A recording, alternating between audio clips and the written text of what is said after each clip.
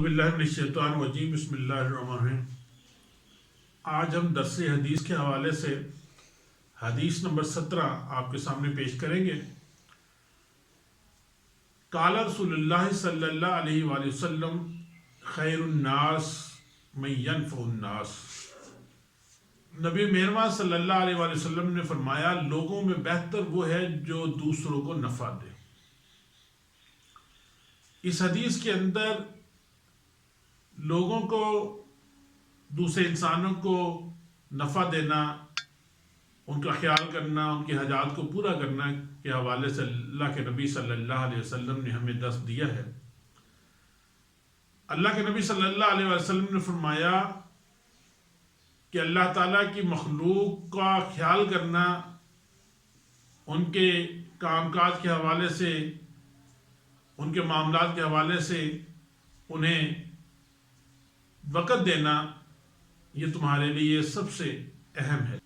آپ صلی اللہ علیہ وسلم مسکینوں، غریبوں اور حاجت مندوں کی حاجتیں پوری کیا کرتے تھے۔ آپ صلی اللہ علیہ وسلم کا فرمان ہے کہ یہ ساری مخلوق اللہ رب العزت کا کنبہ ہے، اور اس کنبے کی جو خیال کرے گا اللہ رب العزت اسے جنت میں جگہ دے گا۔ نبی مہربان صلی اللہ علیہ وسلم دوسری حدیث کے اندر فرمایا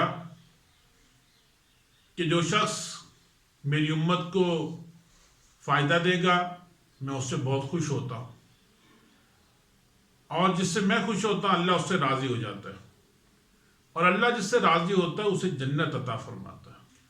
آپ صلی اللہ علیہ وسلم کا ارشاد ہے کہ میں نے ایک آدمی کو جنت میں جنت کی نعمتوں اور لذتوں سے فائدہ اٹھاتے ہوئے دیکھا۔ یہ وہ شخص تھا کہ جس نے دنیا کے اندر راستے سے ایک ایسے درخت کو کاٹ دیا تھا جو لوگوں کو تکلیف پہنچاتا تھا۔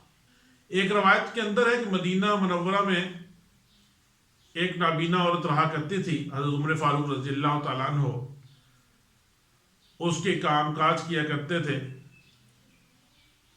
پھر ایک دن دیکھا کہ ان سے پہلے ہی کوئی شخص آیا اور ان کے کام کاج نپٹا کر چلا گیا۔ حضرت عمر فاروق رضی اللہ تعالیٰ عنہ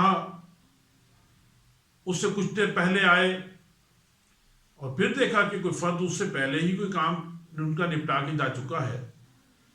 تیسری دن حضرت عمر فاروق رضی اللہ تعالیٰ عنہ نے چھپ کر دیکھا کہ کون ہے جو مجھ سے پہلے آتا ہے، سارے کاموں کو نپٹا کر چلا جاتا ہے۔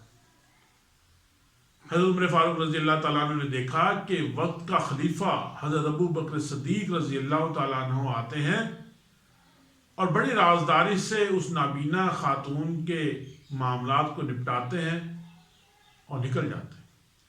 حضرت عمر فاروق رضی اللہ تعالیٰ عنہ کو بڑا تعجب ہوتا ہے، اور وہ اس بات پر رشک کرتے ہیں کہ وقت خلیفہ اس طرح سے لوگوں کا خیال کرتا ہے۔ ہم لوگوں کا خیال کرتے ہیں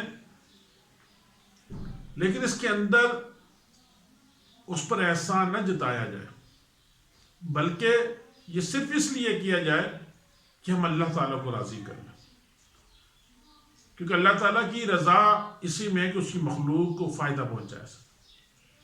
سامعین کرام، میرے پیارے مسلمان بھائیوں، دوستوں، یہ چند نمونے تھے جو آپ کے سامنے پیش کیے۔ بس ان نمونوں کو دیکھتے ہوئے ہمیں بھی اپنی زندگی کے اندر لوگوں کے لیے آسانیاں پیدا کرنے والا بنا دے، اور اس کے ذریعے سے ہم اللہ کی رضا حاصل کر لیں اور جنت ہمارا ٹھکانہ ہو۔ وآخر دعوانا الحمدللہ رب العالمین۔